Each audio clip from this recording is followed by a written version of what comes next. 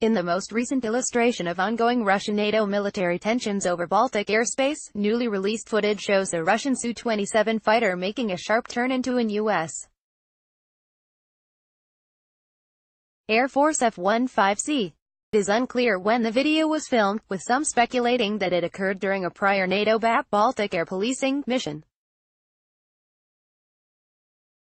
When viewed in that light, this incident seems to fall into the trend of what U.S. officials have previously described as unsafe Russian interceptions and aggressive maneuvers in high-tension airspace.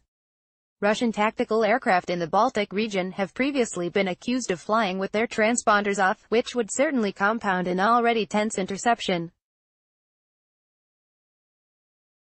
The Russians have levied similar accusations against Western aircraft operating in the region, most recently, against an unidentified Swedish Gulf Stream surveillance craft intercepted by an Su-27, but Russian media and military experts provide an entirely different context, arguing that it was the F-15 that engaged in provocative and reckless behavior by allegedly intruding on the flight path of a Russian government plane being escorted by the Su-27 in question.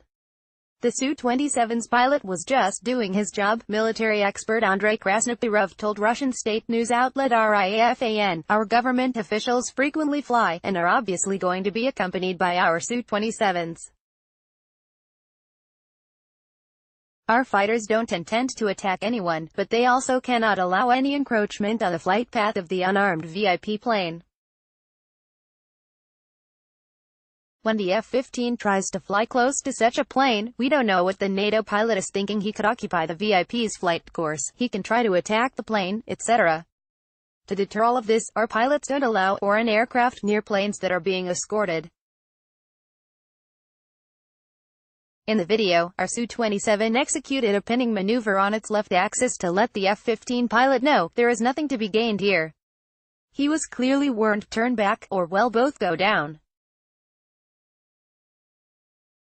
Krasnopirov went on to praise the professionalism of Su-27 interceptor pilots, further driving home the point that this interception was standard procedure, not a spur-of-the-moment decision by a hot-headed pilot. We don't have rookies, and our pilot knows the plane's capabilities.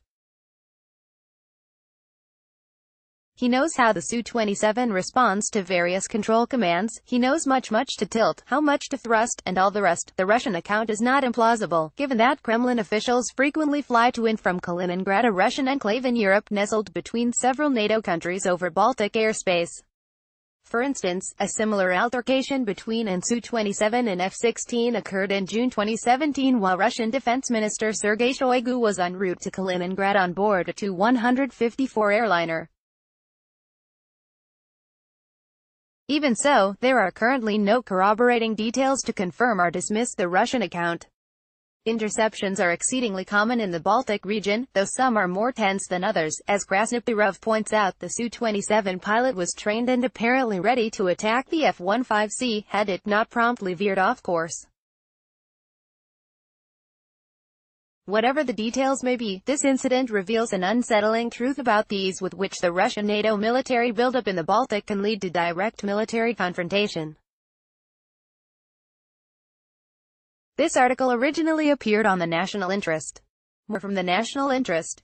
See also, 3 Russian military aircraft have crashed in a single week. Watch next, Su-25 Frogfoot, Touch and Go.